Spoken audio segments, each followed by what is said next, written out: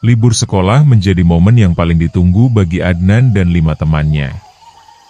Bosan dengan rutinitas kota dan tugas sekolah yang menumpuk, mereka sepakat untuk mencoba sesuatu yang belum pernah dilakukan sebelumnya, mendaki gunung.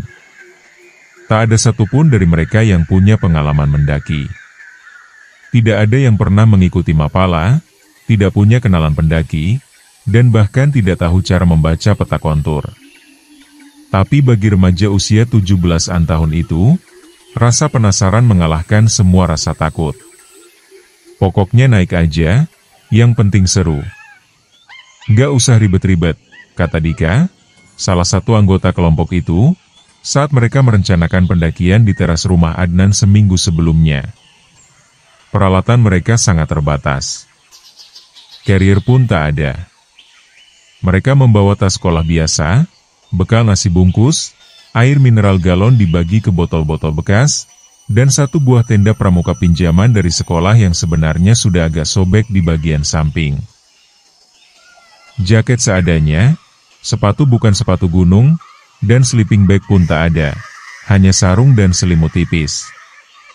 Mereka memilih mendaki sebuah gunung dengan ketinggian sedang, yang katanya cukup aman untuk pemula. Gunung itu tidak terlalu jauh dari kota, dan akses menuju base camp bisa dicapai dengan angkutan umum. Informasi mereka dapatkan dari forum daring dan video YouTube, tanpa benar-benar memahami medan sebenarnya. Tiba di base camp saat siang hari, mereka langsung melakukan registrasi dengan sedikit kebingungan saat mengisi formulir. Pengalaman mendaki sebelumnya, tertulis di salah satu kolom. Adnan menuliskan, belum pernah. Petugas base camp sempat memperingatkan, kalau belum pernah, sebaiknya pakai jasa pemandu. Ini musim hujan, jalur licin. Kabut juga sering turun cepat. Tapi mereka menolak, dengan alasan ingin hemat. Lagi pula mereka berpikir, masa ya orang pendakian pertama langsung nyewa guide? Kan cuma naik gunung, bukan ekspedisi hutan Amazon. Hari itu juga mereka mulai mendaki. Suasana masih penuh canda tawa. Mereka saling menyemangati, mengambil foto-foto, dan menertawakan satu sama lain saat terpeleset atau kelelahan. Tapi seiring jalur makin menanjak, lelah mulai terasa. Bekal air cepat habis. Beberapa dari mereka mulai mengeluh. Namun masalah sesungguhnya baru dimulai saat hari mulai gelap, dan mereka belum juga menemukan area camp yang aman. Mereka salah memperhitungkan waktu. Senter hanya 2 buah, dan itu pun dari ponsel. Kabut turun, angin mulai bertiup, dan jalur mulai samar. Ayo cepat, kita cari tempat buat pasang tenda, seru Adnan, yang mulai panik. Tapi dalam kondisi gelap, basah, dan lapar, mereka mulai kehilangan arah. Langit sudah gelap sepenuhnya. Senter dari ponsel mereka nyaris tak cukup menerangi jalur yang mulai tertutup kabut tebal. Udara terasa makin dingin, dan mereka akhirnya memutuskan untuk berhenti di area tanah sedikit datar di pinggir jalur. Di sanalah mereka mendirikan tenda pramuka satu-satunya, dengan penuh kesulitan karena tiupan angin dan alat seadanya. Tenda itu, yang sudah sobek di beberapa bagian, tidak mampu menahan angin gunung yang kencang dan hawa dingin malam. Angin masuk dari celah-celah, kainnya berisik diterpa hembusan, dan udara dingin merasuk ke dalam. Teman-teman Adnan, kelelahan setelah pendakian panjang, akhirnya bisa tertidur meski menggigil. Tapi Adnan tidak seberuntung mereka. Tubuhnya gemetar hebat. Pakaiannya lembab, ia hanya berselimut sarung basah yang tipis, dan jaket pun tak cukup melindungi. Wajahnya pucat, bibirnya mulai membiru. Ia tidak bisa tidur. Nafasnya semakin pendek. Tubuhnya mulai kehilangan kendali terhadap suhu, tanda-tanda hipotermia ringan mulai muncul. Menjelang subuh, ia merasa ingin buang air kecil dan berniat mencari tempat agak menjauh agar tidak mengotori area dekat tenda. Ia membawa ponsel sebagai penerang, dan berjalan sekitar 20-30 meter ke semak-semak. Tapi saat itu pula kabut kembali turun sangat tebal, lebih tebal dari sebelumnya. Dalam sekejap, Adnan kehilangan arah. Barusan tadi lewat mana ya? Gumamnya, mencoba menoleh ke belakang, tapi hanya ada putihnya kabut dan siluet pepohonan gelap. Dia mencoba berjalan balik ke arah semula, tapi entah kenapa makin jauh dari lokasi tenda. Panik mulai muncul. Sinyal ponsel hilang. Nafasnya memburu. Tubuhnya masih menggigil hebat, tapi sekarang ditambah rasa takut. "Halo, Dika, Ricky," teriak Adnan, panik. Kabut makin tebal, dan suara angin seperti menyelimuti seluruh hutan. Tapi, tiba-tiba, dari balik gelap dan kabut, terdengar suara balasan. "Adnaan, sini, gue di sini." Adnan berhenti. Ia terkejut, tapi juga lega. Itu suara Dika, jelas sekali. Ia menoleh ke kanan, tempat suara itu berasal, dan samar-samar melihat siluet seseorang berdiri di balik kabut. "Dik," ucap Adnan, setengah yakin. "Iya, cepat sini, jangan jauh-jauh," sahut sosok itu. Tapi anehnya, seberapa cepat pun ia berjalan, jarak mereka tetap sama, tidak lebih dekat, tidak juga lebih jauh. Hutan terasa semakin sepi. Tak ada suara burung, tak ada gemericik air, bahkan suara angin pun perlahan lenyap. Adnan mulai merasakan ada yang aneh. Tapi langkahnya tetap mengikuti sosok itu. Tiba-tiba, siluet itu berhenti. Di depannya, terbentang sebuah jalur sempit dengan pepohonan tinggi yang bentuknya aneh, melengkung seperti lorong. Daun-daunnya gelap, dan tanah di bawah kakinya seperti berubah. Bukan lagi tanah basah, tapi tanah hitam pekat, seperti abu. Sosok itu menoleh ke Adnan. Bukan Dika. Wajahnya pucat, matanya kosong, mulutnya tersenyum lebar tidak wajar. Saat ia bicara, suaranya berat dan bergema. "Lanjutkan, kamu udah dekat." Adnan langsung mundur. Jantungnya berdetak kencang. Ia sadar, ia mengikuti sesuatu yang bukan manusia.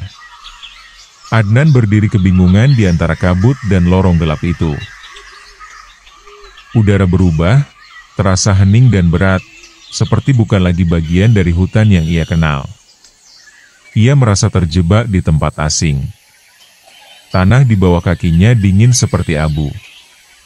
Pepohonan tinggi melingkupinya, membuat langit menghilang. Sosok menyerupai Dika yang membimbingnya tadi kini telah lenyap. Yang tersisa hanyalah lorong panjang tak berujung dan bayangan yang bergerak pelan di kejauhan. Adnan semakin panik. Ia ingin lari, tapi kakinya lemas. Ia ingin teriak, tapi suara hilang dari tenggorokannya. Tiba-tiba, dari balik kabut yang tebal, muncul cahaya hangat. Di tengah-tengah kegelapan, seseorang muncul perlahan. Seorang kakek tua berjubah kain lusuh, berwajah damai, dengan tatapan tajam tapi penuh kasih. Kakek itu mengulurkan tangannya ke arah Adnan. "Sudah cukup, kamu jangan ikut mereka," suaranya berat tapi tenang. Adnan, dengan sisa tenaganya, menggapai tangan itu. Begitu tangannya bersentuhan dengan si kakek, semua di sekelilingnya mulai berguncang. Kabut perlahan menyingkir. Lorong hitam itu memudar. Suara aneh yang tadinya bergema di telinganya mendadak menghilang. Gelap, lalu terang. Saat terbangun, Adnan mendapati dirinya terbaring di tanah berlumut, dengan kepala berat dan tubuh terasa dingin luar biasa. Ia tak tahu berapa lama ia tertidur. Namun kini langit kembali terang, matahari menyelinap di sela pohon, dan hutan tampak seperti semula. Tak ada lorong gelap, tak ada suara Dika, tak ada kakek-kakek berjubah putih itu. Hanya suara burung dan angin tipis yang berembus. Adnan perlahan sadar, semua yang ia lihat sebelumnya bisa jadi hanya halusinasi. Efek kelelahan, dehidrasi, dan hipotermia ringan membuatnya melihat dan mendengar hal-hal yang tidak nyata. Tapi bekas takutnya masih ada. Ia menangis diam-diam. Ia sadar benar-benar tersesat. Hari demi hari, ia bertahan hidup seadanya. Ia hanya minum dari sungai kecil, makan daun dan buah yang ia temukan, serta tidur bersandar pohon. Beberapa kali ia mencoba membuat tanda dengan batu dan ranting, berharap tim SAR bisa menemukannya. Ia menyusuri sungai kecil, mengikuti arus ke arah bawah, karena dari video yang pernah ia tonton, itu salah satu cara untuk keluar dari hutan. Tubuhnya makin kurus. Kakinya lecet. Tapi yang paling berat bukan fisik, melainkan rasa putus asa. Ia mulai berbicara sendiri. Kadang tertawa, kadang menangis. Kadang menyalahkan diri sendiri. Tapi di antara semua itu, ia bertekad bertahan. Di kaki gunung, suasana semakin berat. Sudah memasuki hari ke-7 sejak Adnan dinyatakan hilang. Posko pencarian yang sebelumnya dipenuhi semangat dan harapan, kini mulai dilingkupi keheningan dan keraguan. Beberapa relawan mulai turun. Media lokal sempat menyorot berita ini, tapi minat mereka pun mulai surut. Petugas SAR bekerja dengan lelah, menyisir area yang sama berkali-kali, berharap ada jejak, secuil barang, atau tanda kehidupan. Lalu datang kabar yang berat dari pimpinan tim SAR. Besok, pencarian resmi akan dihentikan. Tidak ada tanda-tanda. Sudah 7 hari. Keluarga Adnan terpukul. Namun di antara semua, ibunya tetap berdiri tegak. Tidak, saya yakin anak saya belum mati. Saya tahu, dia masih hidup, ucap ibu Adnan sambil memeluk foto anaknya. Malam itu, ia memohon pada tim SAR. Ia ingin ikut naik ke jalur pencarian. Awalnya dilarang, tapi setelah melihat tekadnya, satu tim relawan dan SAR bersedia mengawalnya.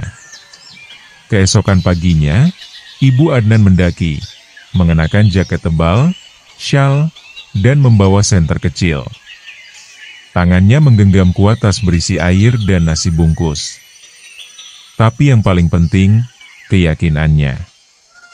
Sepanjang perjalanan, ia terus memanggil. Adnan. Nak. Ibu di sini. Kamu dengar ibu, nak? Balik, nak.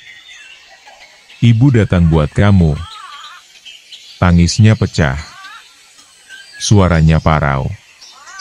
Langkahnya gontai, tapi ia tidak berhenti. Di hutan itu, suara ibu adalah satu-satunya suara yang hidup. Adnan mendengar suara itu. Pelan, sayup, tapi jelas. Adnan. Nak, jawab ibu.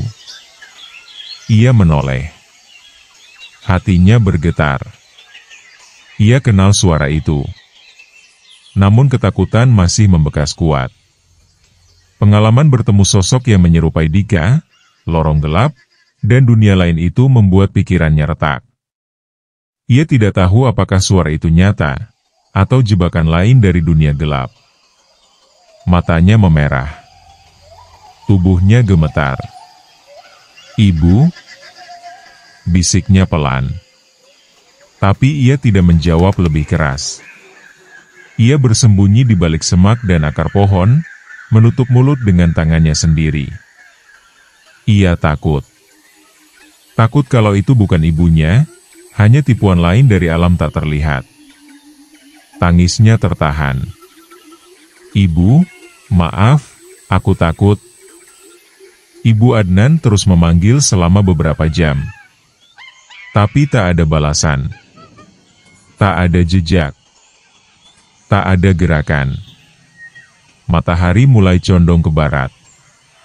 Petugas SAR meminta agar pencarian dihentikan sementara. Sudah cukup, Bu, mungkin besok pagi kita lanjutkan. Ibu Adnan hanya diam. Pandangannya menerawang ke hutan. Ia tahu anaknya ada di dalam sana. Ia merasa seperti nyaris menjangkau. Tapi ada sesuatu yang masih menahan anaknya keluar. Malam itu, ia tak bisa tidur.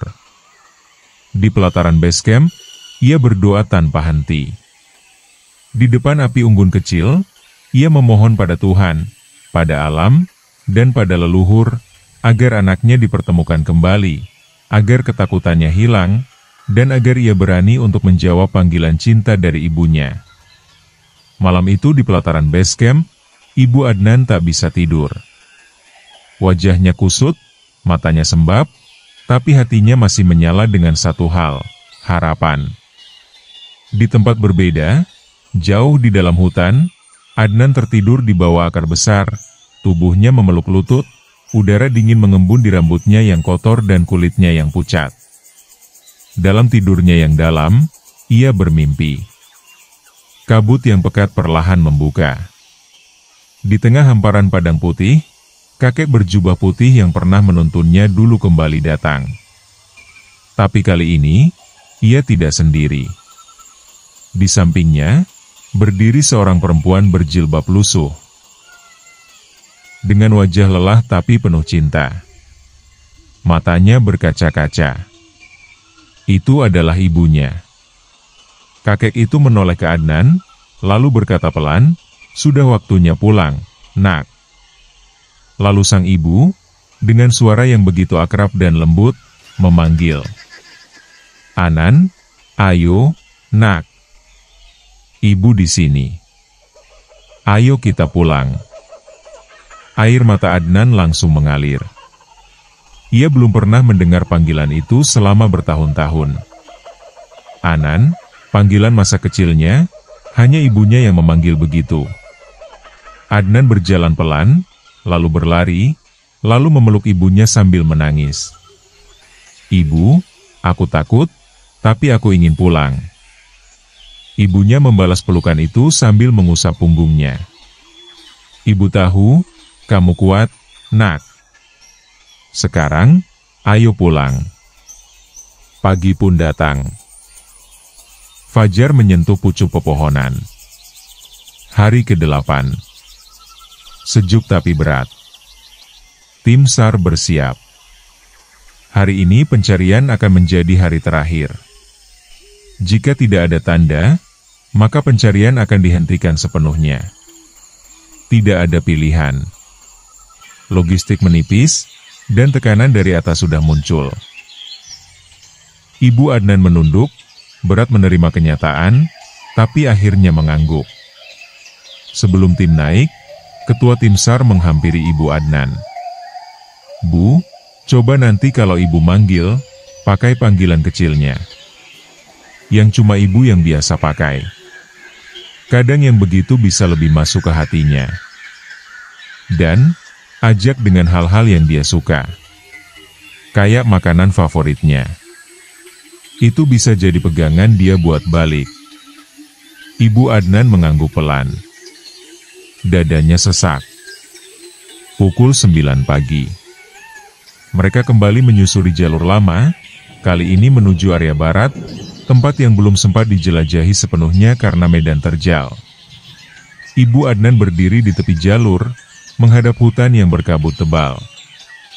Lalu ia memanggil, "Anan, Nak, ibu bawa ayam goreng kesukaan kamu." Suara itu menggema, lalu hening. Ia coba lagi. "Anan, ayo pulang, Nak, ibu sudah masak, kamu pasti lapar." Ibu kangen? Beberapa detik, tidak ada jawaban. Tapi kemudian, di sela kabut, bayangan samar muncul. Ibu Adnan berdiri kaku. Itu Adnan. Berjalan pelan, bajunya compang-camping, wajahnya pucat, rambutnya kusut, tapi itu anaknya. Anehnya, tim SAR yang berdiri di belakangnya tidak melihat sosok itu. Hanya si ibu yang bisa melihatnya. Kabut menutup dari sudut pandang mereka. Itu Adnan, dia di sana, seru sang ibu, gemetar.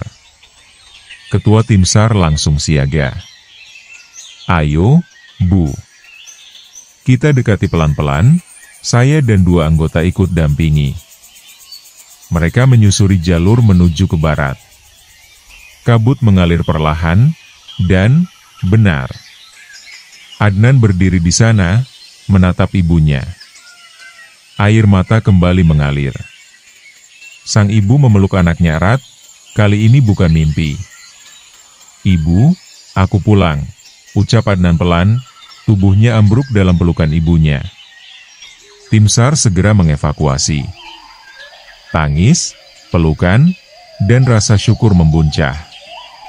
Mereka berhasil membawa Adnan keluar dari gunung, bukan hanya secara fisik, tapi juga dari dimensi sunyi yang pernah menelannya. Rumah sederhana itu kembali riuh. Warga berdatangan, kerabat dan tetangga ikut berkumpul. Tapi suasananya tidak seperti hari-hari saat tahlilan sebelumnya. Hari ini semua datang bukan untuk mendoakan arwah, tapi menyambut yang hidup. Adnan akhirnya pulang. Tubuhnya masih lemah, wajahnya kurus, namun sorot matanya jauh berbeda. Ia duduk di ruang tengah, dikelilingi keluarganya. Seorang nenek tua menggenggam tangannya, menangis sambil membaca doa pelan. Sore itu, aroma ayam goreng buatan ibunya memenuhi dapur.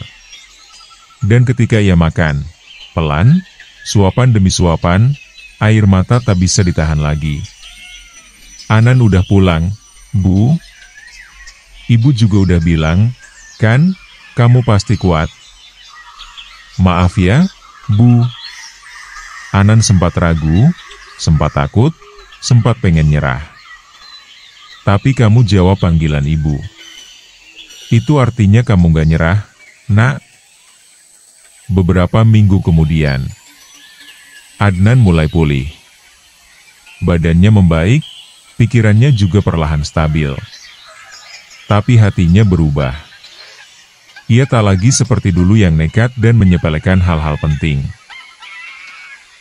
Udara berubah, terasa hening dan berat, seperti bukan lagi bagian dari hutan yang ia kenal. Ia merasa terjebak di tempat asing. Tanah di bawah kakinya dingin seperti abu. Pepohonan tinggi melingkupinya, membuat langit menghilang.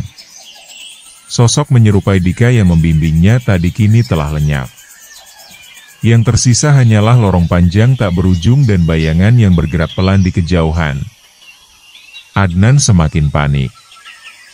Ia ingin lari, tapi kakinya lemas. Ia ingin teriak, tapi suara hilang dari tenggorokannya. Tiba-tiba, dari balik kabut yang tebal, muncul cahaya hangat. Di tengah-tengah kegelapan, seseorang muncul perlahan. Seorang kakek tua berjubah kain lusuh, berwajah damai, dengan tatapan tajam tapi penuh kasih. Kakek itu mengulurkan tangannya ke arah Adnan. Sudah cukup, kamu jangan ikut mereka, suaranya berat tapi tenang. Adnan, dengan sisa tenaganya, menggapai tangan itu. Begitu tangannya bersentuhan dengan si kakek, semua di sekelilingnya mulai berguncang.